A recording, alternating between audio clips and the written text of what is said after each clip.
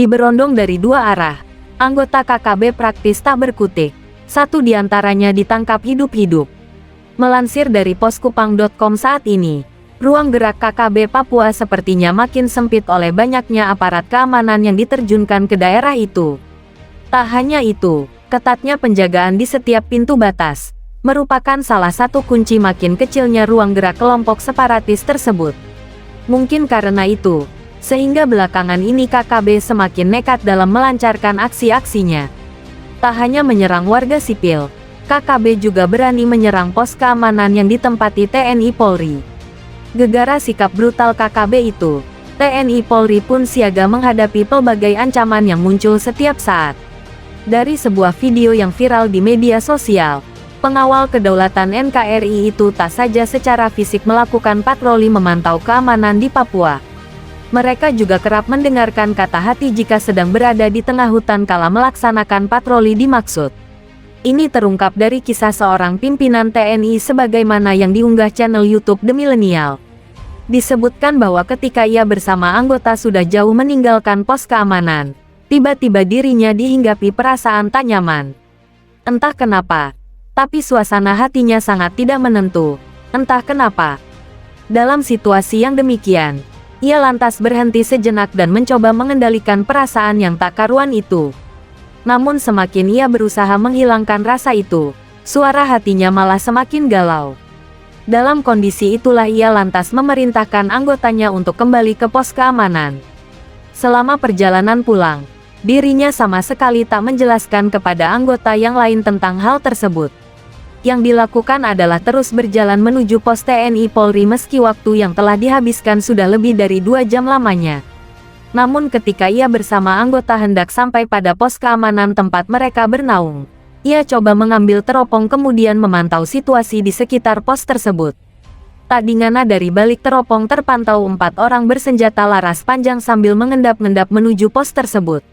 Melihat pemandangan tersebut, ia pun memerintahkan anggota untuk segera bergegas mendekati target.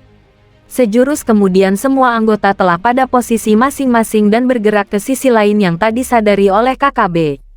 Kala itu prajurit TNI tak memotong kompas, langsung berhadapan dengan pos keamanan. Hal itu untuk menghindari jatuh korban gegara salah tembak. Oleh karena itu, mereka pun bergerak memutar guna menghindari kontak langsung dengan petugas yang sedang jaga di pos keamanan tersebut.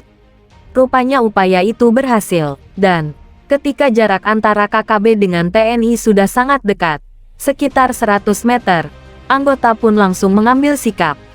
Amunisi dimuntahkan dari senjata yang dipanggul, dan hanya beberapa tembakan saja, 4 anggota KKB langsung tak bersuara. Fakta tentang ini diketahui dari tak adanya tembakan balasan dari kelompok kriminal tersebut. Padahal komplotan itu siap menembak pos keamanan yang dituju. Tak lama berselang, tiba-tiba terdengar lagi suara seperti ada yang jatuh dari atas pohon. Benar saja, ketika diamati ternyata ada seorang anggota KKB yang jatuh dari atas pohon. Anggota KKB tersebut rupanya ditembak oleh petugas yang sedang berada di pos keamanan itu. Sedangkan seorang anggota lainnya ditangkap hidup-hidup oleh aparat keamanan. Tak diungkapkan kapan dan di mana peristiwa ini terjadi. Namun dari fakta yang ditampilkan terlihat situasi itu ada di wilayah pegunungan Papua. Terungkap pula bahwa anggota KKB tersebut ditangkap hidup-hidup dan tak dilukai sedikit pun karena yang bersangkutan tidak memegang senjata.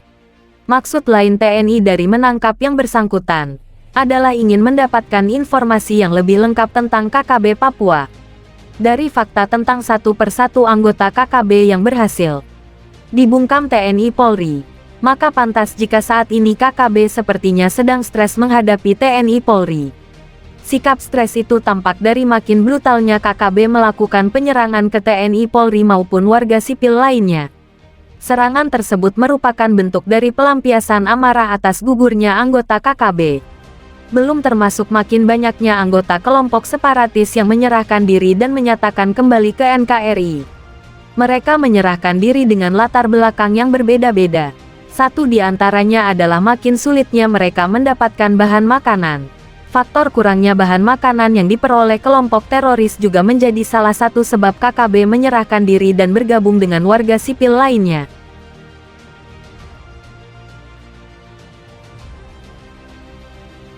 Buntut serangan KKB ke pos TNI. Pasukan Brimob diterjunkan ke Papua. 6 KKB teroris tewas usai baku tembak dengan Brimob di Nduga. Pasukan Brimob Resimen Pelopor terlibat baku tembak dengan kelompok kriminal bersenjata KKB teroris di Kabupaten Nduga. Minggu peristiwa ini setelah penyerangan kelompok separatis itu terhadap prajurit TNI dari tim gabungan Satgas Yonif Raider 321, Galuh Taruna dan Kopassus.